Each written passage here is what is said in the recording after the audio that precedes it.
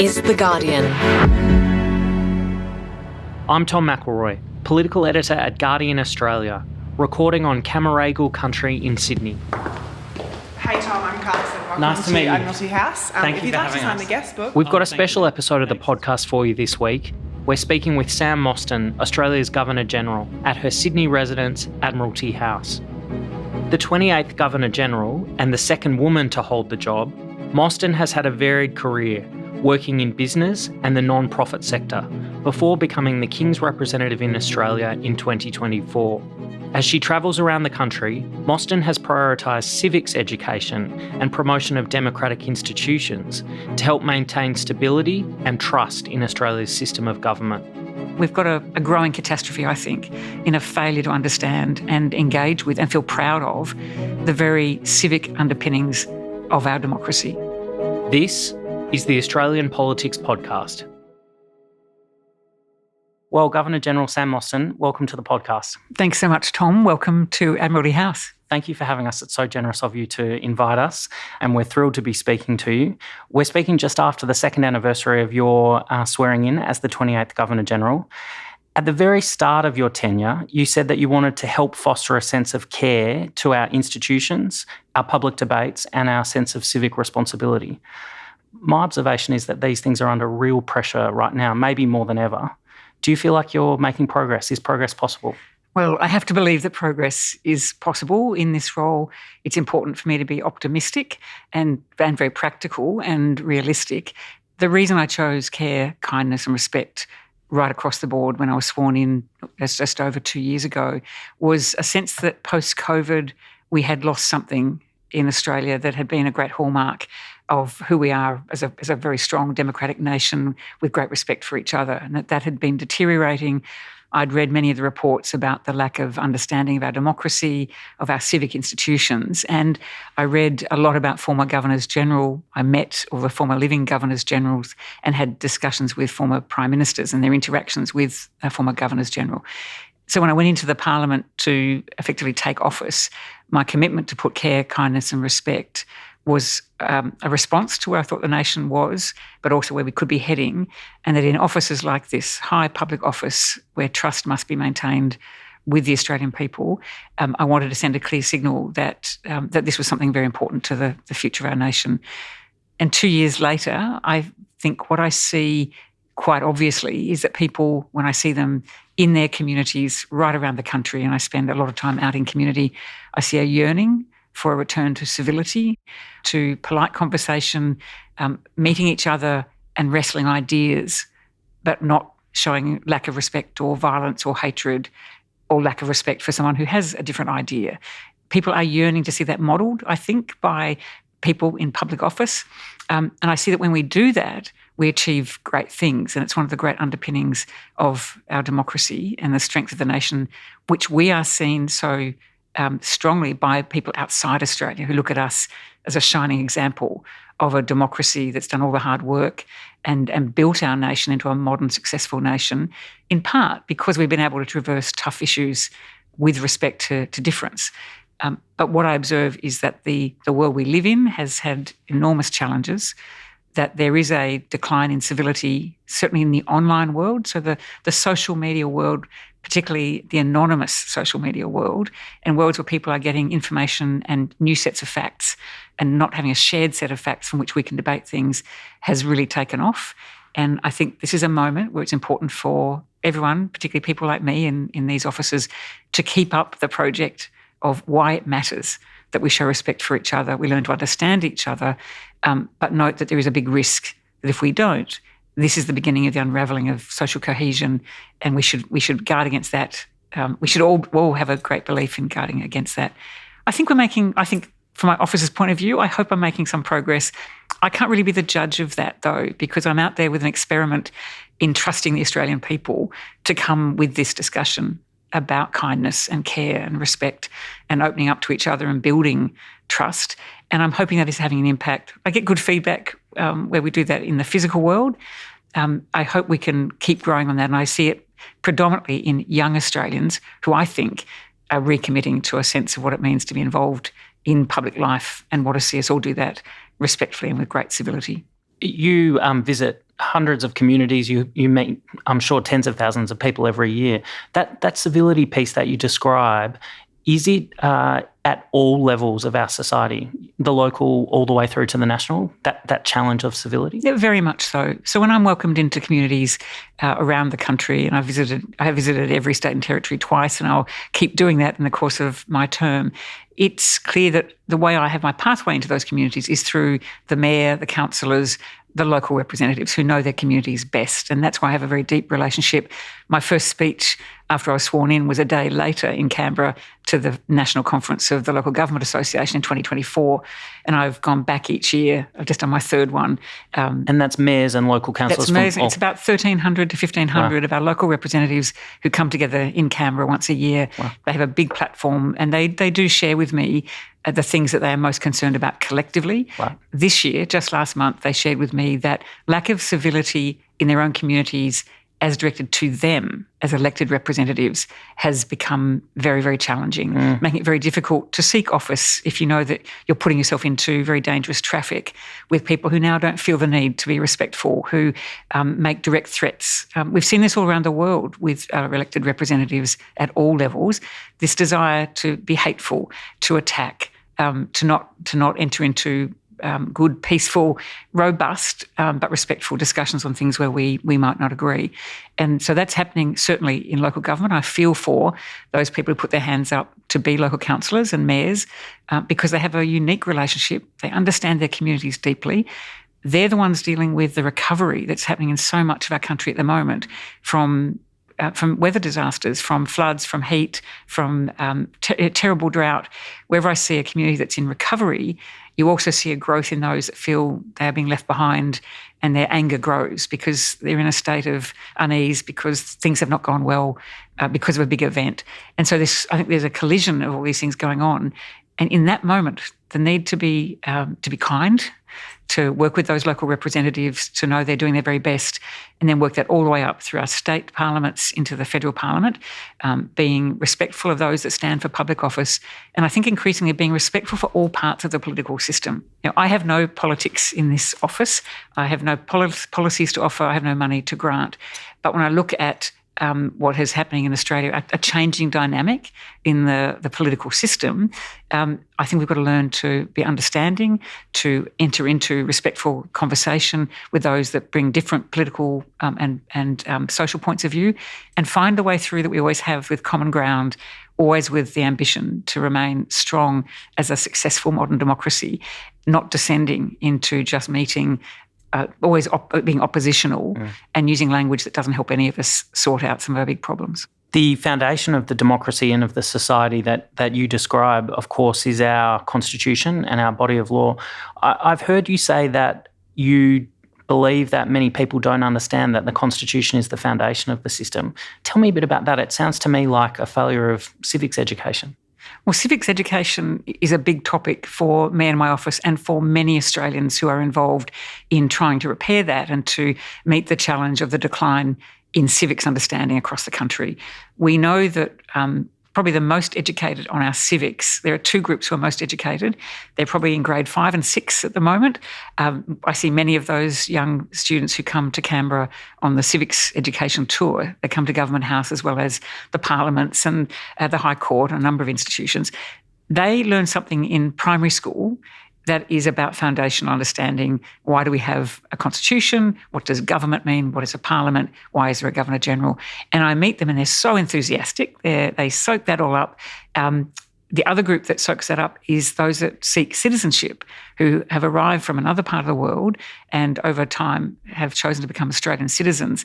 And so at citizenship ceremonies, I will see those who are taking citizenship, who understand every bit of the tenet of our values, our civic system, our parliamentary democracy, our constitutional arrangements, because they've had to learn it to become a citizen, but they've also often left countries, and they've left those countries to come to a place that has the rule of law, a constitution, elected representatives, representative parliaments. And so those two groups learn a lot. But by the time those 5th and 6th graders are in high school, unless they've done another civics tour or they're studying legal studies, their knowledge is dropping off. But where I see the most woeful lack of understanding of the basic understanding of the tenets of our democracy, it's in the adult population. And it's mostly people who attack our system, who say we shouldn't have a Governor-General, or who ask the Governor-General to do things that are not within my powers, or criticise me for signing the bills that I must sign because they think I should have a view that clearly I do not have as Governor-General. Certain things I must do under my constitutional requirements. But we've got a growing catastrophe, I think, in a failure to understand and engage with and feel proud of the very civic underpinnings of our democracy. And it starts with understanding why we have a constitution, how it came to be. It's 125 years old this year. It was built in a particular way to bring the states and territories together in order to build a sense of unity around the country. And it sets up everything that then builds the strength of our democracy, from the way I interact with the Parliament, the role of representative democracy, and the strengthening of the checks and balances that an office like mine brings under our Constitution to guarantee stability. And so for that reason, I've been engaging with a lot of educators around the country and those who are deeply invested in us regaining civics education, not just in our education system, but right across educating everybody and inviting everybody into a discussion on why we are as strong as we are, where that comes from, and what we must protect to make sure we remain strong. I'm the patron of the Constitutional Education Fund of Australia, which is chaired by former Justice Robert French of the High Court. And he recently asked me if I would host a major roundtable on civics education and social cohesion, which we hosted in Government House. 50 people from around the country representing 30 organisations wanting to understand this need for us to really engage in civics, how to make civics exciting and dynamic for all of the population, but also seeing increasingly the risk of losing our civics understanding and a growth in a lack of social cohesion, which is most evidenced by that terrible tragedy, that terrorist attack in Bondi. So thinking about where anti-Semitism sits, where Islamophobia sits, as we try to build cohesion, one of our greatest strengths is our civics and our constitution and our underpinning. And if we don't understand that, then we allow these other things to run with terrible consequences. So the work is going on, but this should be a clear focus for, I think, all leaders across all parts of the country. The guests at the roundtable had a particular education focus, I think. And my observation is that you bring an educating tone to your social media and to your engagement more broadly. You see that as part of your job to explain the system to people. Absolutely. So part of treating everyone with kindness and care and respect is not to punish the Australian public for not knowing about our civics, but in my role, to invite everybody in. So my commitment to Australia is that I'll use the current forms of modern communication, so whether it's my speeches or our website, but more importantly, things like social media, Instagram, Facebook, and increasingly LinkedIn, to invite everybody in to tell and show and celebrate what is it that goes on. Often we're seen behind closed gates or part of pomp and ceremony, that if you don't understand, it's very easy to criticise. And I can see how many Australians would think it's irrelevant or it's part of a history we don't pay attention to. So what I do is I invite everybody in. I do long discussions on everything I do. I invite people into the behind the scenes before swearing in the ministers of the federal government. I do it when I'm about to sign a bill. I increasingly put up little reels when I meet the students who ask me the most extraordinary questions, and I then try to play that back to the country. I'm trying to use everything at my disposal to be generous and respectful of a community that has not got a lot of time, has lots of other influences, maybe tuned into things that give them another set of information that may not be factually correct. So I think it's my job to show up and to show that I really want people to engage, to keep in touch with us. I receive lots of emails asking me to focus on certain things that we continue to put on our socials. But I also invite a lot of people in to my role to help me understand what does modern Australia need from a modern Governor-General, and how do we do that with respect and try to uplift the country to really care about each other and to understand that we're a unified country, but we're not defined by uniformity. We care about the same values, but we are such a diverse, fascinating, extraordinary nation from which much of our strength comes. But how do we manage that in a way that respects each other and gets the best out of it rather than fighting with one another or attacking? Well, your social media followers will have a good insight into your work, but I boned up to make sure that I knew what I was talking about. The Governor-General is the representative of the King, obviously. You preside over the Executive Council in making appointments, providing royal assent to legislation from Parliament, appointing and dismissing ministers and officials, dissolving Parliament for elections. But you're also the Commander-in-Chief of the Defence Force. You hold and could exercise the reserve powers of the Constitution, and you attend and host hundreds of events, including for the Order of Australia every year. How does your approach differ from your predecessors in these fundamental jobs that many are laid out by the Constitution? So thank you for defining my role. I say to everyone who's coming to this for the first time, I represent 4 Cs: constitutional, ceremonial, commander-in-chief and community. And within those 4, you've just described many of my constitutional and ceremonial requirements, and community is a big part of what I do, increasingly so. What I'd say about what I'm doing compared to others is I think every person who has served as Governor-General has faced into a time unique to them.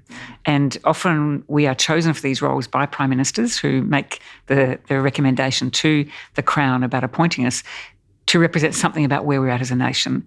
And all of the former living Governors-General that I met with, and I continue to meet with many of them, to seek their guidance and counsel and advice from their times, is that you meet the moment. And I went back and read a lot about Sir Zelman Cowen. I was looking for Governors-General who had lived through times when there was a need for some kind of healing because of where Bondi had taken us most catastrophically last December, but where this descent into incivility and lack of understanding of our basic constitutional arrangements meant that I thought we were in a time requiring healing of a kind.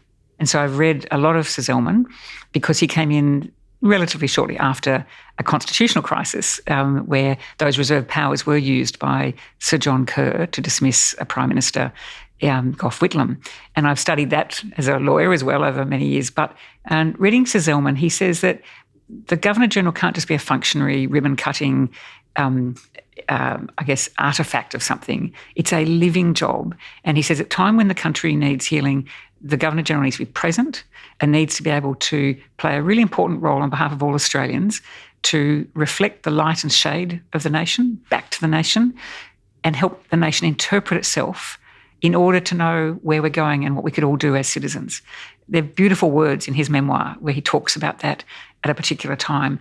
And I reflect on that and think about where we are. It's quite different to some of my most recent predecessors. General Hurley had COVID. He spent quite a bit of his time in these rooms communicating on Zoom.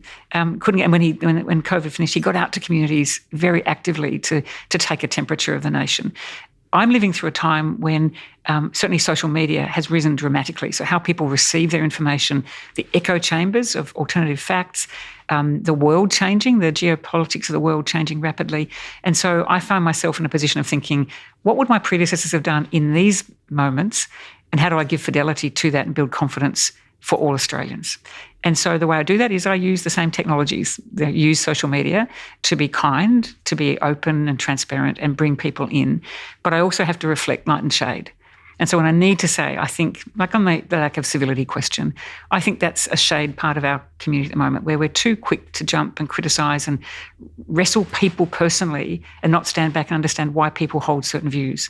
Why is their grievance taking them to a certain political outcome or an attack? If we understood why people are feeling the way they are, cost of living, all sorts of things they're dealing with, let's be gentle and kind. That's a perspective and a lived experience we need to understand and engage with, not attack. And so I think the role of the Governor-General today is just as it's always been: stability, reflect light and shade, help the nation interpret itself, be open and available to help be part of the healing, but not to overstate that. That's not my role entirely. That's working with the Australian people to want us to be better and to reflect what the rest of the world sees in us, which is one of the greatest modern stories of success.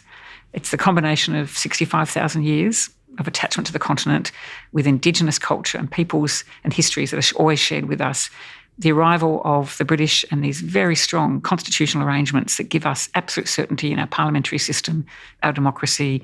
We added compulsory voting, preferential voting, independent electoral commissioner, and then 80 or so years of the most extraordinary migration and refugee arrivals that helps us thrive and be successful, engage with the world, but stand for very distinct Australian values. with those advantages that are always played back to me by heads of state of other nations to say, you are a shining example of what's great, my job to reflect that light is to say to Australia, let's not give up on this great project of how we came to be modern Australia. And we all have a part to play. And that's where I think care, kindness and respect, alongside all of our great Australian values, gives us a huge advantage. And when I'm out in the physical world, when I'm visiting communities, I see people all over the country more than just leaning in. The most extraordinary communitarians, the most extraordinary local projects of building cohesion, of building great communities and wanting us all to do that at all levels. And we see it most recently in the respect that was paid to Neil Danaher, his tragic death with MND, but engaging with the community over almost 15 years to bring us up and to care about those that were suffering from that disease. And then most recently, the sad passing of Professor Richard Scolyer, celebrated at a memorial at the Opera House, where all we talked about was a guy who said, let's all have a crack, but let's do it with compassion, understand relationships, understand our families, show up and be kind to one another. These are the people we say are great Australians, who get Australian honours, who are Australians of the Year, and we can all emulate that behaviour. And I see that desire challenged, though, by what happens in a world that allows too much disrespectful discourse to take hold, and for us to think that's really what's going on. We'll be right back.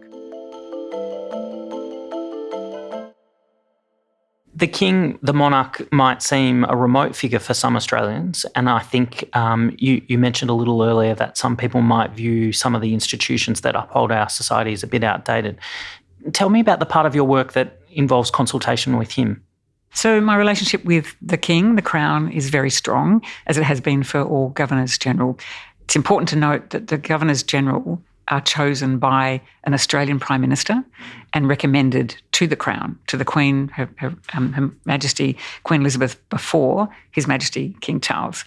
And on no suggestion, no recommendation has the Crown ever rejected an Australian choice of Governor-General. So this is I'm a creature of an Australian decision by an Australian Prime Minister.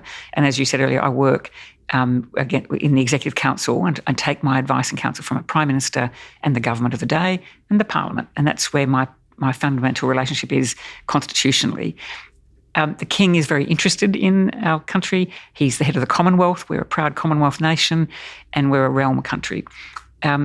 Where people get confused, though, is they think that I would communicate with the King to seek advice and counsel on how I do my job, or that he might ring and give me suggestions. That would never happen. It didn't ever happen with the Queen. It certainly has never happened and would happen with the King, just as he doesn't interfere in the Prime Minister of the United Kingdom. These are particular relationships that bring a sense of history and stability, but they're not there to instruct me or for me to seek guidance on the things I do, that I must take instruction from the Australian government and Parliament.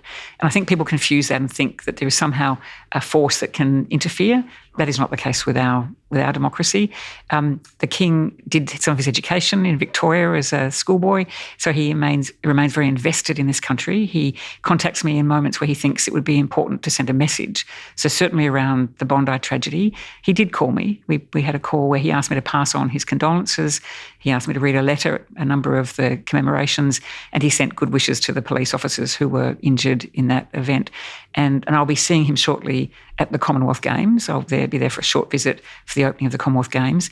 And for him, the Commonwealth is a primary role of which we are a member. So his attendance at the Commonwealth Heads of Government meetings, most recently in Samoa in 24, that's where he sees his primary role is what is the role of the Commonwealth in this changing world. And we care about that too as Australians. But that's where the relationship sits, very respectful, very open, a very modern king who's interested in us but would never seek to advise me on how to do my job. Same with former Governors-General. So, but I enjoy my conversations with him. He's a very wise man. He cares about things very deeply, cares about things that modern Australians care about, that we care about as a nation. And when he visited in October 24, the events he wanted to attend, the people he wanted to meet, just said so much about how he wanted to understand modern, diverse Australia from the angles he was interested in. And I was delighted to host him on that visit. I must say I was struck by how much they appeared to be enjoying themselves during that visit. It was great to see. They did, and just in this house, the King, His Majesty, asked us to host a roundtable on sustainable finance investment in the future of clean energy and sustainable futures, a topic that's very dear to his heart, that he sees globally. He thinks the Commonwealth can do more work in, but a very modern topic. And Her Majesty, Queen Camilla, asked us to host a roundtable on domestic and family violence, something she's been involved in the UK for decades. So these topics, and we were bringing together, what's happening in Australia versus the rest of the world. It was a sharing and a deep interest. That's the kind of relationship, a deep caring relationship we have with the Crown. Perhaps the most striking example of the role of the Governor-General, you mentioned before the dismissal 50 years ago. I think a lot of Australians will have learned a little bit about how the Constitution works and how it has interpretations and strengths and weaknesses inbuilt into it, like any document does. I think you watched it as a little girl in Canberra back in the day. Could a crisis like that ever happen again in Australia, in your view? So I was 10. I was in grade 5 at a local public school in Canberra when the dismissal occurred. I remember it vividly for all sorts of reasons. And I've studied it. I studied it as a law student. I studied it as a practicing lawyer. So I've thought about this a lot. And certainly before I came into office, I thought about those reserved powers. And I read a lot of the history and spoke to a lot of constitutional legal friends of mine about that very question, because I knew that in my second year in office, we would be noting the 50th anniversary of November 11, 1975. And I had read the letter that Sir John Kerr had presented to Gough Whitlam. So I understood that, and of course, that 50th year, there were many moments of commemorating that with all sorts of debates and roundtables. And there'll be debates forever about the use of the powers. My view is that what sits at the heart of the reserved powers is something that a constitutional expert many, many decades or years ago said. His name was Badgett. He talked about the fact they're most powerful in their threat of use, not in the actual use. So the fact they sit there as reserved powers, they are significant, but they are very circumscribed as to the moments they might be used. And I cannot see the catastrophic issues that would need to be in play for me to intervene at all with those reserved powers. I've thought about it deeply. The issue for the Governor-General always is to retain a respectful, workable relationship with the Prime Minister and the Executive. And one of the great powers I have is the right to be consulted, the right to caution, the right to warn.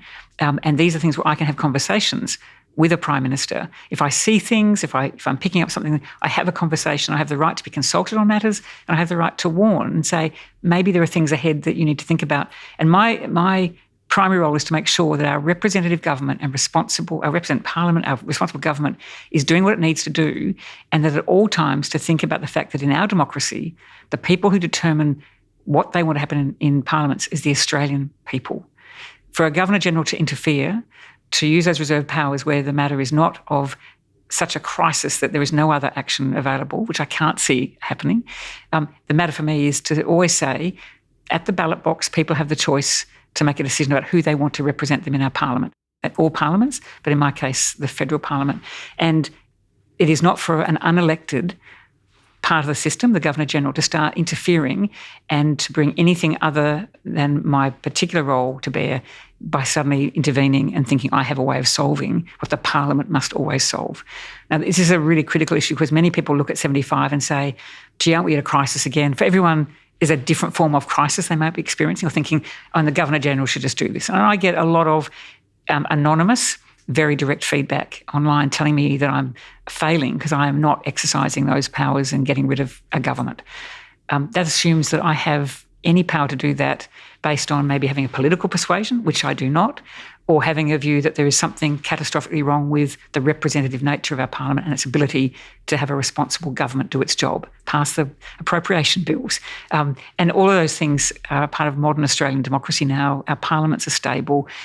We're seeing a change in the configuration, which is all part of, I think, the work that you look at as a commentator, where people are looking for representation, as it should be, because we are such a successful democracy and we have a system of compulsory voting and preferential voting that then deals with that and reflects the will of the people in the parliament. And should anything ever be a problem, I think that's when prime ministers decide to go back to the people and go to an election. And so I can't see I can't see a modern Governor-General exercising those powers. And I think that's part of the civics education, to encourage people to think about the fact that, should I start doing that? Should any Governor-General in this position, when we're not elected, we're appointed, start doing that? That's interfering, I think, in the political processes that the Parliament must sort out. And all those mechanisms are there to do that. And so I think it's an important feature. We've got to have faith that we as electors control and can send messages about what kind of people we want in the Parliament and in government. And then every few years, that's judged by the Australian people. In your answer there, you flagged that warning would be part of dealing with such a moment. You would counsel and advise and seek a rethink in your consultation with the Prime Minister? It's not quite like that. And the warning language, the consultant and warn is embedded in the conventions of the role. Right. I use that more as the term. It's more, it's right, that is the word. But it's more to say that the relationship must be one of continual trust, that we are playing very different roles in this system. And that if I see, from what I see around the country, or I observe in Executive Council, when I'm seeing the delegated legislation coming through, appointments, treaties, if I sensed that something was awry, it would be my job to speak to the ministers in Executive Council. I think you might look at this, and in my regular meetings with the Prime Minister, which are formal and about every couple of months, I would share with him what I'm seeing, and he could share with me. But I'm not trying to influence him politically. I'm not warning him in the sense that if you don't do this, I have powers. It's more, I can see this. I'm sure you're aware of this, Prime Minister, and so it's a very trusting, respectful relationship. But we have to know our two different roles. And I'm always conscious that I am the non-elected part of this system, and so I have very specific roles that must be about holding confidence. And part of the checks, we have this mosaic of checks and balances in our system, of which I play a part. But ultimately, the Australian people determine who's in their parliaments, and if they don't like what they're seeing and believe that should change, that's something that they do in elections. What I've done in my term, though, is also say to the Federal Electoral Commissioner, as some of my predecessors have done, is I've chosen not to vote for this period. And so I've sought an exemption, so I don't go to a ballot box during this period, because I want to be really clear that I have no politics. I'm appointed by a particular Prime Minister, but I do not carry the politics of the government. I'm part of a system that takes my advice and counsel from the executive, whoever that executive is over time. And so I want to be totally beyond politics. I don't want to go and get a democracy sausage and be asked who I'm voting for. But I did need to seek permission from the Electoral Commissioner. I didn't know that. That's so interesting. Yeah, and not to be fined. And my reason was I want to be able to tell every Australian that I don't show any political preference during the course of my time as Governor-General. Well, we're nearly out of time. Let me ask you about how you get away from the job. It must be completely consuming in this period. So much travel, so many events to attend, people to meet. Do you get much downtime? How do you unwind? We're sitting in a beautiful house full of books and art. Thank you, Tom. It's everyone who has served in this job would talk about the honour and privilege. There is. I didn't ever expect to be Australia's Governor-General. It is an immense privilege and an honour. The opportunity I have to meet Australians, wherever they are, whatever their lives are, and to meet and to sit and listen is one of the great privileges, in addition to all of my other roles. And so to travel the country, every part of it, and to meet Australians is almost one of the great joys of the job. That's my big community piece. And in a way, doing that every week, that gives me enormous sustenance and energy. It is a great privilege just to be with Australian citizens wherever they are. I do get to do some extraordinary things and to see us at our very best and to be involved in moments that are truly astonishing for our country. It is an all-consuming job, as I hope all Australians would expect someone in this role. You need to have energy and I think enthusiasm and optimism, but be very practical. I keep fit. I do quite a bit of walking around these gardens and in Canberra. But I do my downtime. I will do things like I'm a knitter and a bit of a craft person, so I will sit and almost in a meditate to sort of reflect on what I see and to unpack it all so I know what it is I'm actually showing up to do every day. But I do I read prodigiously. I fill these houses with books. I hope people come and pick the books up and also read. I spend time around art and galleries, museums, libraries. I'm the patron of so many extraordinary cultural organisations that my cup is filled most days by just the sheer privilege of the job. And my intention is just to be available all the time for all Australians.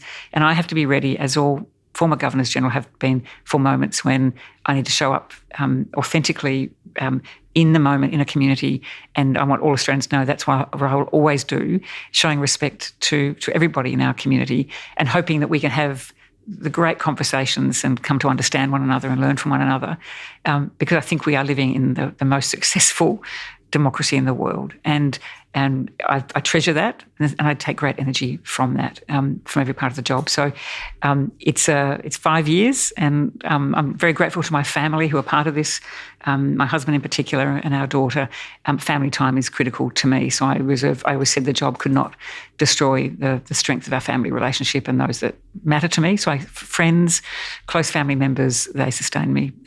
But the honour and privilege of this job is something that I don't take for granted, and I'm so delighted that I'm able to have conversations like this and share that with your audience, and to say thank you for all of those who do understand and are interested and engaged. And I'd encourage everyone to think about our great civic story, it's one of the great stories. I was speaking to Julian Leeser recently, a shadow minister, at a constitutional event we had, and he said anyone that went to see the great musical Hamilton know everything about Alexander Hamilton and this great story of the origin of the United States. He said, we have those stories. We just haven't yet told them in a way that makes them engaging, and for us to take pride in who was there at the beginning of our constitutional journey, who was here before, how do we celebrate all of that long history, and what does it say about who we are today? It's we have an extraordinary story we should celebrate, and I'd love more Australians to engage with that and know we're all part of it. It's been a great pleasure to speak with you. Thank you very much for coming on the podcast. Thank you for coming in, Tom.